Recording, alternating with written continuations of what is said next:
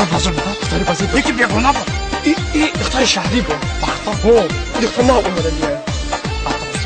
ما تخونش میکنی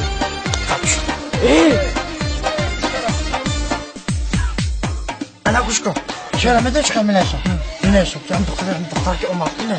هم در مینشم که من آتشم دل کبوتر سوزه برای بچه نقطعی بسته در شاخه گل سنبولم بوتر سوزه برای بچه نقطعی بسته در خانه اگر بیادی خون ناله خونه برای بچه نقطعی بسته ای بچه ها همه قوت دل نمیتونه شما برای بچه نقطعی بسته مکی خش رو مکی بد روسته برای بچه نقطعی بسته تو مزاری و من مزارشتون نگم برای بچه نقطعی بسته کام داخش برای نگم بچه نقطعی نسته برای بچه نقطعی نسته برای بچه نقطعی نسته برای بچه نقطعی نسته السلام علیکم اصلا جبت اینجا کار خوب از این دختر که بازی بود کو همه کجا رفت بختا حالا فرازی بکنه با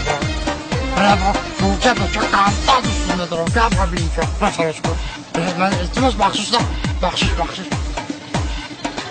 ترمینه قد یه او سگلی سنجی تایی سگلی خود برای بچه نقطعی بسته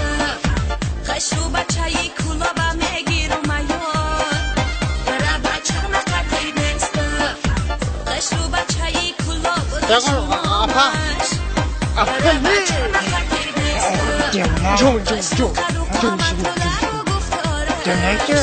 برای بچه نقطعی بسته مکی خش رو مکی بد روسته برای بچه نقطعی بسته یکم توی خطا نیستم مواجه بخونیم با ما کش رو برای بچه نقطعی بسته برای بچه نقطعی نسته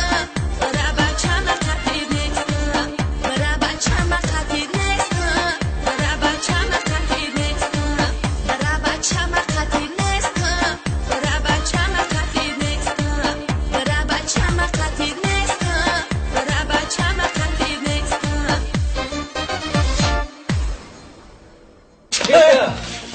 السلام علیکم خوبی که کار خوبه نه خونه کی اکل برات نخوری گفت نخوری من